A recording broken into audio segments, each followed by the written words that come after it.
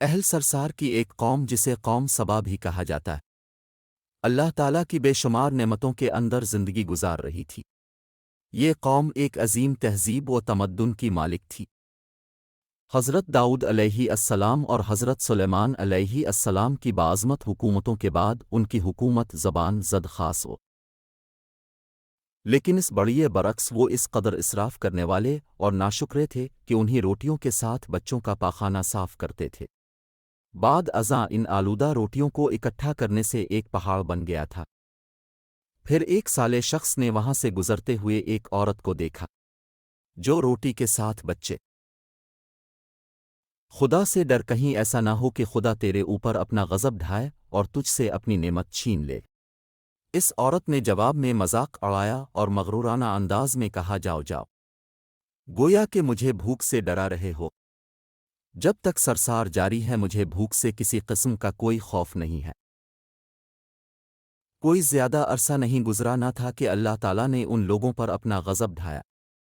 پانی جو کہ زندگی کی بنیاد ہے ان لوگوں سے چھین لیا، یہاں تک کہ قحط نازل ہوا۔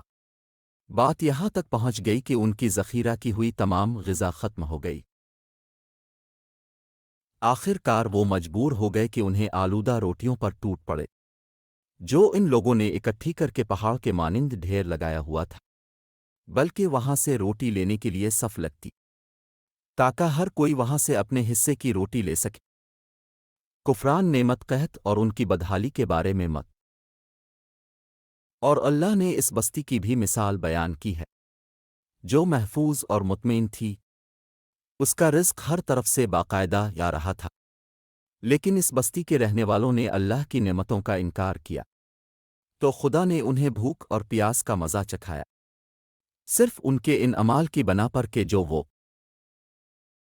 اور یقیناً ان کے پاس رسول آیا تو ان لوگوں نے ان کو جھٹلایا، تو پھر ان تک عذاب آ پہنچا کہ یہ سب ظلم کرنے والے تھے۔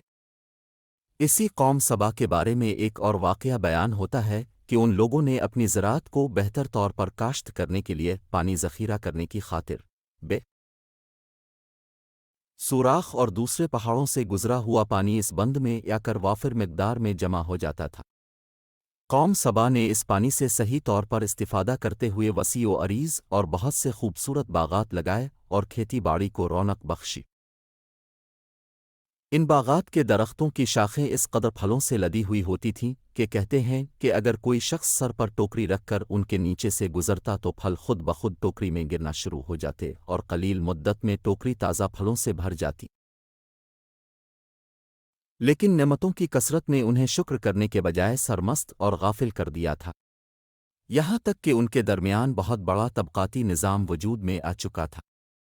ان میں سے صاحب اقتدار لوگوں نے کمزوروں اور ضعیفوں کا خون چوسنا شروع کر رکھا تھا، یہاں تک کہ ان لوگوں نے خدا سے ایک احمقانہ التماس کیا جس کا ذکر سورہ سبا کی آیت نمبر 19 میں ملتا ہے۔ انہوں نے کہا، خدایا ہمارے سفروں کے درمیان فاصلہ زیادہ کر دے۔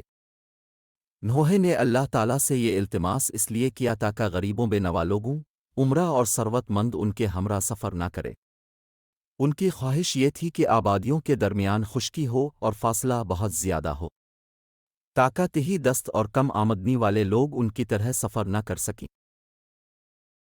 اللہ تعالیٰ نے ان مغرور پیٹ کے پجاریوں پر اپنا غضب نازل کیا۔ بعض روایتوں کے مطابق ان مغرور لوگوں کی آنکھوں سے دور صحرائی چوہوں نے معرب نامی بند کی دیواروں پر حملہ کر کے انہیں اندر سے کھوکھلا کر دیا۔